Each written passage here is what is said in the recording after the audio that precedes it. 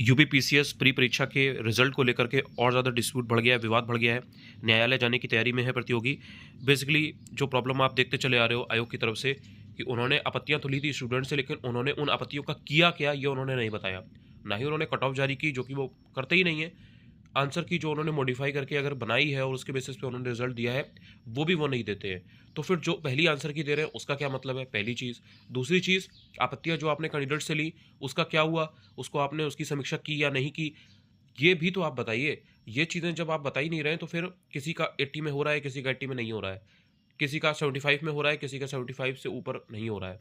तो ये सारी जो चीज़ें हैं ये एक कैंडिडेट को मेंटली बहुत डिस्टर्ब करती है, परेशान करती है, और आगे का जो एग्ज़ाम है आरओ एआरओ उसके लिए भी एक प्रॉब्लम खड़ी करती है। बिकॉज़ ऐसा नहीं है कि ये सिर्फ यूपीपीसीएस 2024 के प्री में हुआ है। आरओ एआरओ में भी जब प्री का रिजल्ट आएगा या एग्ज़ाम होगा तो उसके बाद जब आंसर की दी जाएगी तो उसके बाद में अगर क्वेश्चन उसमें गलत बनते हैं, जो कि बनेंगे, बहुत ऑब्वियस है, क्योंकि ये पिछले 4-5 सालों से 6 सालों से ट्रेंड रहा है आयोग की तरफ से कि पेपर में गलतियाँ आपको देखने को मिलती है यूपीपीसीएस या आरओ एआरओ के पेपर में।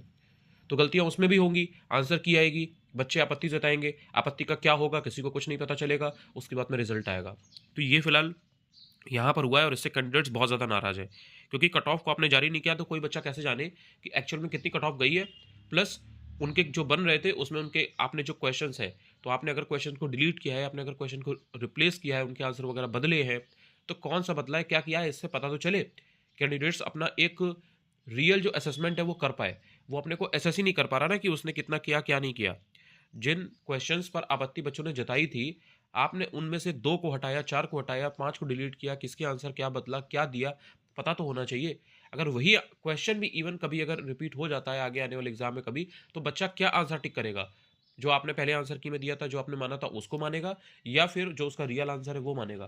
क्योंकि कुछ पता नहीं लगता है कि आयोग क्या मान रहा है। तो ये एक बहुत गंभीर मुद्दा है, बहुत बड़ी चीज़ है।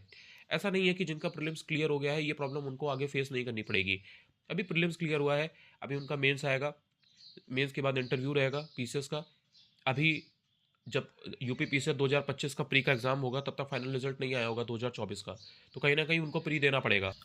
तो ये जो प्रॉब्लम है, ये सिर्फ़ ऐसी प्रॉब्लम नहीं है कि जिन कैंडिडेट्स का नहीं हुआ है वो परेशान हैं या उन्हीं को केवल ये इम्पैक्ट कर रही है। जिनका हो भी गया है, जब वो यूपी पीसीएस 2025 का प्रीलिम्स देंगे उसमें भी उन्हें दिक्कत होगी, और अगर उन्होंने आरओ एआरओ का प्री का एग्ज़ाम देना है, फॉर्म फिल कर रखा है और पेपर देने वाले हैं, तो कहीं न कहीं आरओ एआरओ के पेपर के लिए भी उनको ये प्रॉब्लम्स देखने को मिलेगी। तो इसलिए ये तो चीज़ बहुत ही जायज़ माँग है, बहुत ही जायज़ चीज़ है कि आयोग को कट ऑफ देनी चाहिए, आयोग को मॉडिफाइड आंसर की देनी चाहिए कि उन्होंने क्या चेंजेस किए। जब तक वो ये चीज़ नहीं करते हैं, ट्रांसपेरेंसी तो नहीं है। आप ये तो नहीं कह सकते कि चीज़ें पारदर्शी तरीके से हो रही हैं, और मुझे इस चीज़ को कहने में कहीं से भी कोई भी किसी तरीके की कोई हिचकिचाहट नहीं है, कोई हेजिटेशन नहीं है। जब आप बता ही नहीं रहे हैं कि आपने क्या किया, क्या नहीं किया, तो बच्चा हमेशा शक करेगा, डाउट करेगा। अगर आप अपनी चीज़ों को लेकर के ऑनेस्ट हैं, ईमानदार हैं, ट्रांसपेरेंसी है, पारदर्शिता है, तो आप कट ऑफ जारी कर दीजिए। आप आंसर की बता दीजिए कि हमने ये आंसर बदला है, ये आंसर नहीं बदला है, हमने ये क्वेश्चन डिलीट किया है, ये क्वेश्चन डिलीट नहीं किया है। अब जिस बच्चे के एक के अगर 75 आ रहे हो उसका ना हुआ हो, और एक के 78 आ रहे हो उसका ना हुआ हो, और एक का उससे कम मार्क्स आ रहे हो उसका अगर हो गया हो, तो कम से कम उनको जानने का है, पता उनको पता तो होना चाहिए ना कि उनका किस तरीके से क्यों नहीं हुआ। और 1, 2, 4 बच्चों के साथ हो तो चलो हो सकता है कि वो झूठ बोल रहे हैं, या हो सकता है कि उनका असेसमेंट सही ना रहा हो। लेकिन अगर हज़ारों बच्चे इस चीज़ को बोल रहे हैं तो कहीं न कहीं उनकी बात में सच्चाई है।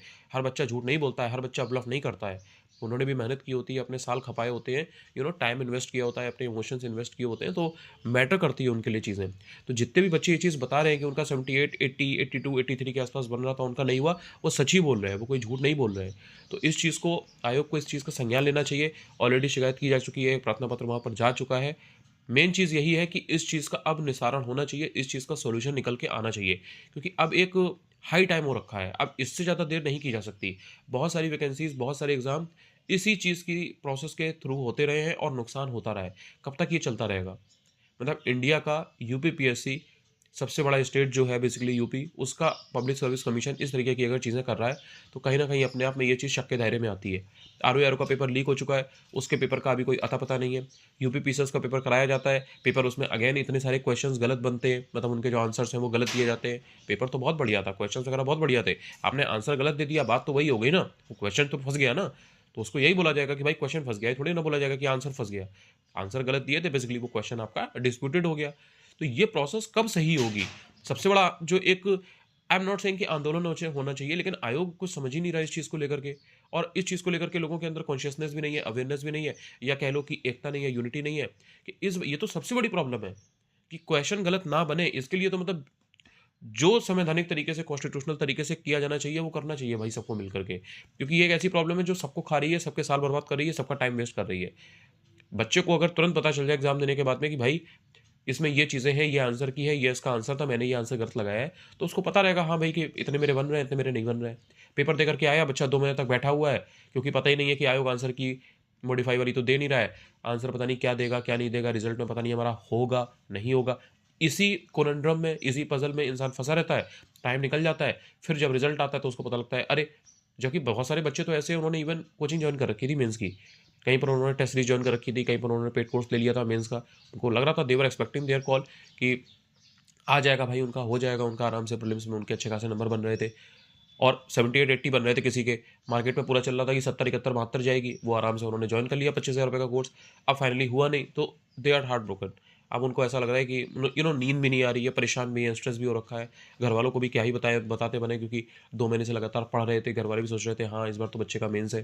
तो ये एक बहुत सीरियस इशू है, बहुत ही गंभीर मुद्दा है, और इसको बहुत ही सेंसिटिविटी के साथ लेने की ज़रूरत है। ये ऐसी चीज़ नहीं है कि आपने इग्नोर कर दिया सुन के, और या कोई भी इंसान इस चीज़ को हल्के में ले। ये बहुत गंभीर मुद्दा है, इसके बारे में बात करनी चाहिए, लोगों को अवेयर होना चाहिए और इसके लिए आवाज़ उठानी चाहिए। Thank you so much.